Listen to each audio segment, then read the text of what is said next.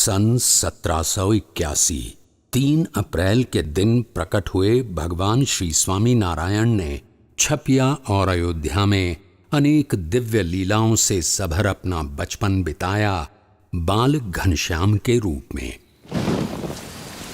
और सन 1792 29 जून की रात को उन्होंने एक ऐतिहासिक कार्य का प्रारंभ किया,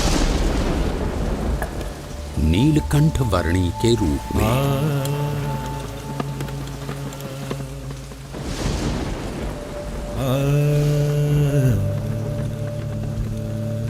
इस संसार के सारे बंधनों को त्याग कर अनंत जीवों के कल्याण के द्वार खोलने के लिए नीलकंठ वर्णी चल पड़े एक अद्वितीय कल्याण यात्रा पर।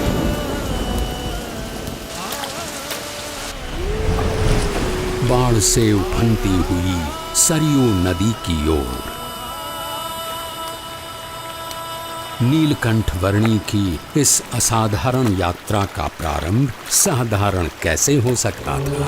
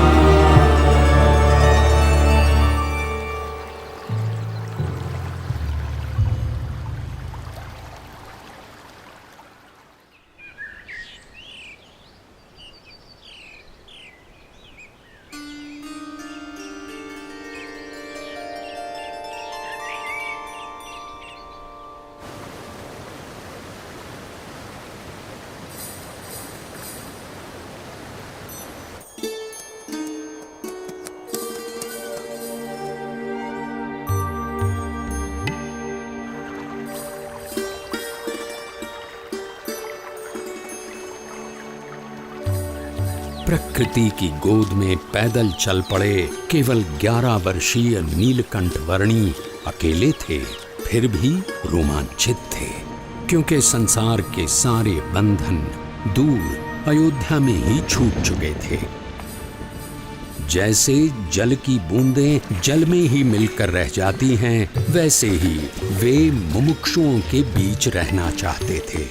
और अब तो उनके चरण भी मुक्त थे हर उस जगह तक जाने के लिए जहां वे जाना चाहते थे।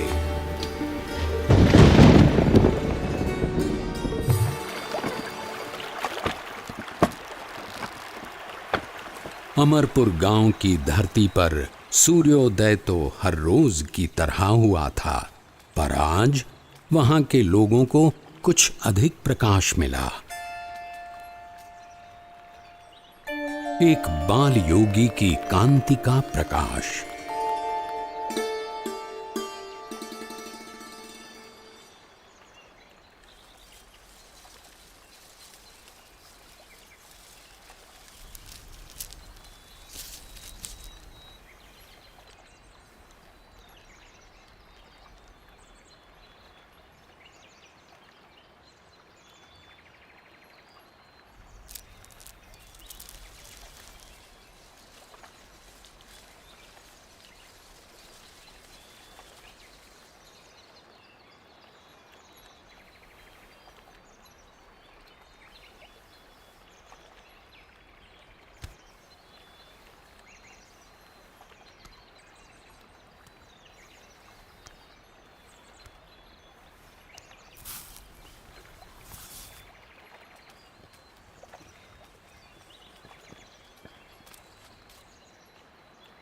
प्रसाद के लिए धन्यवाद।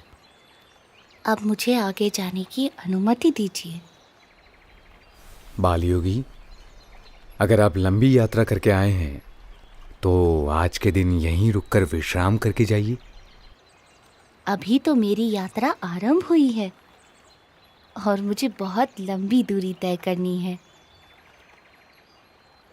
जैसा आप उचित समझे।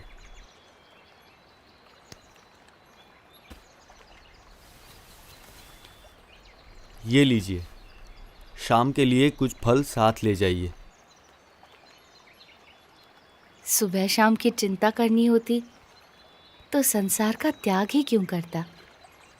जो जीवन के अगले पल देंगे वे ही पल पल के लिए सब कुछ देंगे।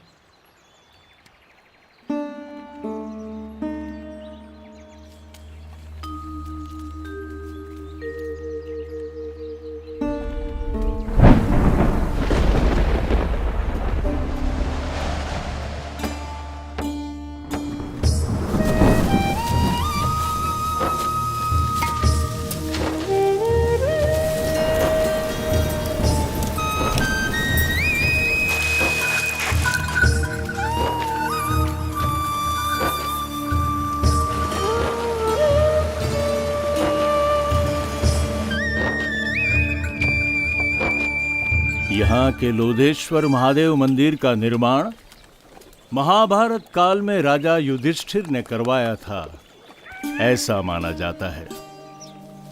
महादेव जी का यहाँ सदैव निवास है।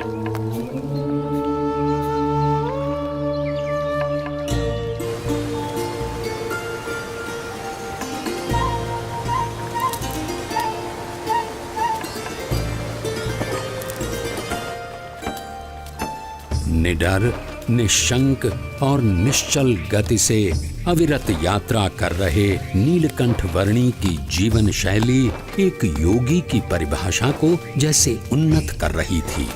जो कुछ भी भोजन मिले उससे निर्वाह कर लेना उनकी आदत बन चुकी थी। एक ब्रह्मचारी की तरह आसन मुद्रा में ही निद्राधीन होना उनका नियम बन चुका था और मुमुक्षुओं की खोज में चलते रहना उनका नित्य क्रम।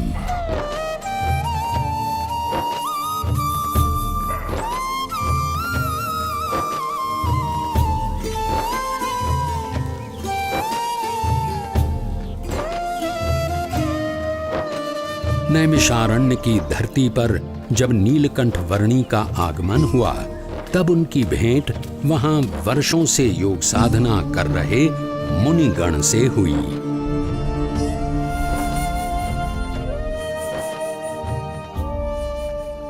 आपकी उपस्थिति से ही प्रतीत हो गया कि हमारी वर्षों की योग साधना सार्थक हो गई, अर्थपूर्ण हो गई। योग साधना की अर्थपूर्णता तब होती है जब योगी ब्राह्मी स्थिति को प्राप्त कर प्रत्यक्ष परब्रह्म में जुड़ जाए, ऐसा भगवद गीता में कहा गया है। ऐसी ब्राह्मी स्थिति के लिए कठिन से कठिन योग साधना करने के लिए हम तैयार हैं।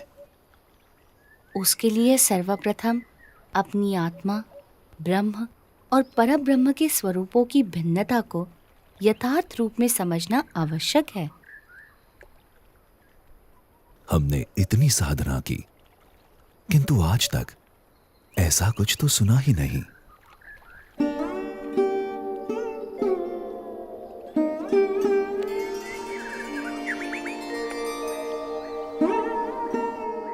बाल योगी, आपके विचारों में कुछ नवीनता है।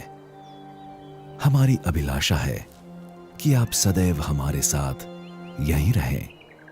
वैसे भी इस नैमिषारण्य से अच्छा स्थान इस पृथ्वी पर कहीं नहीं है। ऋषिवर, जहां भी भगवान या उनके सच्चे ब्रह्म स्वरूप सत्पुरुष की निश्रा है, वैसा हर एक स्थान नैमिषारण्य तीर्थ के समान ही है। नैमिषारण्य से चल पड़े नीलकंठ वर्णी सहजापुर आ पहुंचे।